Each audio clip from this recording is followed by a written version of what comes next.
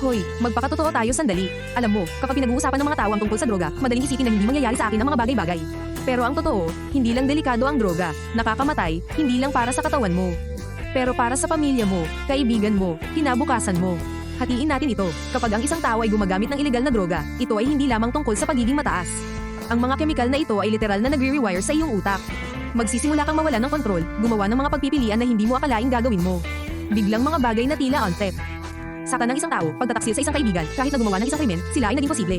Ganyan kalakas ang addiction. At pag-usapan natin ng pamilya.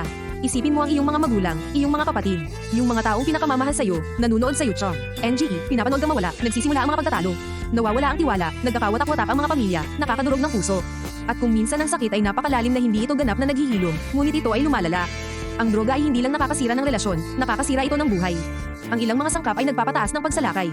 Ang mga taong nasa ilalim ng impluwensya ay nakagawa ng mga krimen, pag-atake, maging ang panggagahasa at pagpatay. Hindi lang ito headline, nangyayari ito araw-araw sa mga totoong tao. At kung makikita mo sa loob ng katawan, ligaw ang agham, inaatake ng droga ang iyong utak. Ang iyong puso, ang iyong atay, pinapalit nila ang iyong utak, ginulo ang iyong memorya. Sirain ang iyong immune system. Ito ay tulad ng pagbuhos ng acid sa iyong loob. Ang pinsala ay totoo, permanente, at kung minsan ay hindi na babalik. Kaya sa susunod na mag-alok sa iyo ng isang bagay, tandaan, ito ay hindi lamang buzz.